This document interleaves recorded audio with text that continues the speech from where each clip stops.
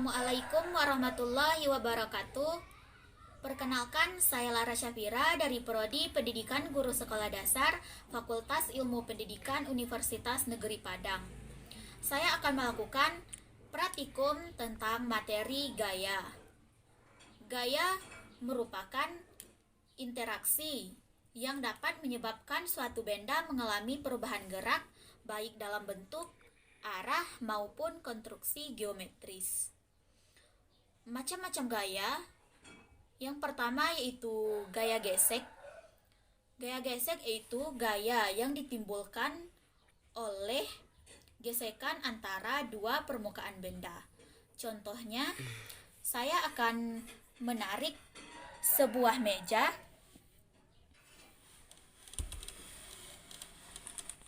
sehingga meja ini dapat berpindah tempat tanpa harus diangkat.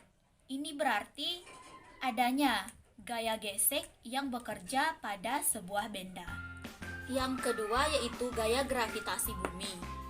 Gaya gravitasi bumi yaitu gaya yang ditimbulkan oleh adanya gravitasi bumi atau kekuatan bumi yang menarik benda ke bawah.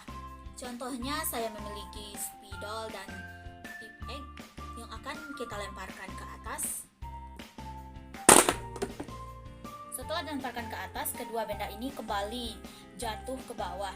Ini berarti adanya gaya gravitasi atau adanya kekuatan bumi yang bekerja pada kedua benda ini sehingga benda yang tadi kita lemparkan ke atas bisa kembali jatuh ke bawah, yaitu gaya listrik statis.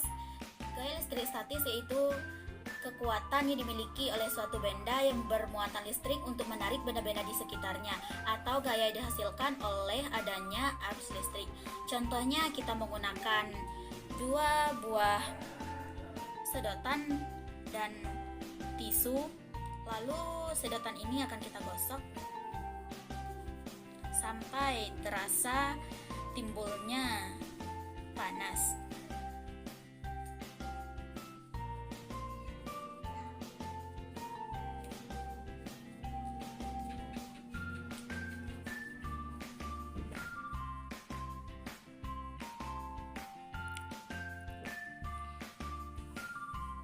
Setelah adanya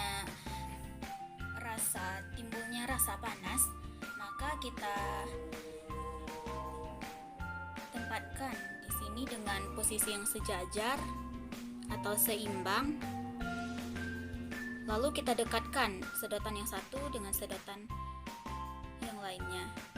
Maka sedotan yang sudah kita letakkan di atas dengan posisi yang seimbang ini dapat bergerak dengan adanya kedekatan antara satu sedotan dengan sedotan yang lainnya.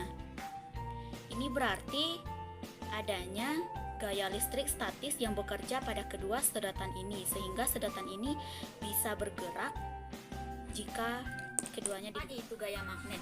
Gaya magnet yaitu gaya yang bisa menarik benda tertentu atau sebagai gaya yang bisa ditimbulkan karena adanya magnet. Contohnya yaitu sebuah alfaling yang memiliki magnet di setiap ujungnya. Jika kita dekatkan, maka alfaling ini akan tertutup.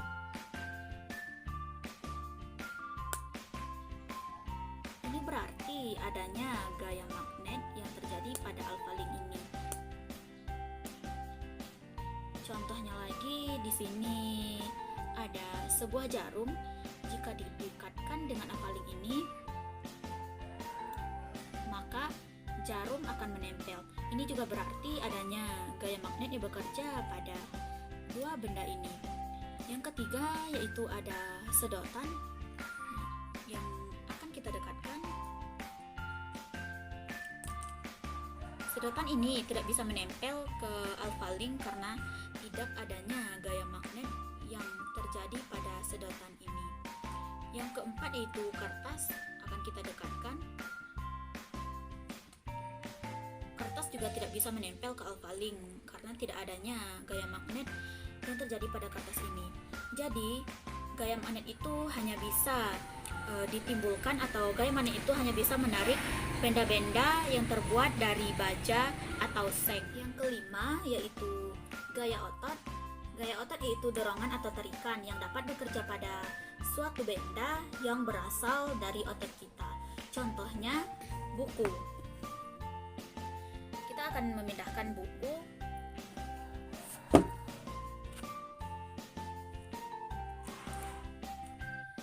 Buku ini dapat berpindah tempat, yang tadinya ada di atas meja dan sekarang posisinya ada di bawah.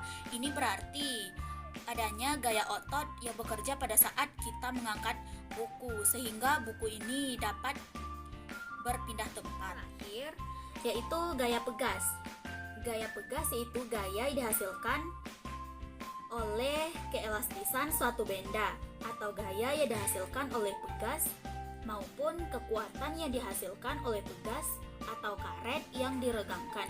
Contohnya saya mau mengambil contohnya dari sebuah karet yang akan kita regangkan.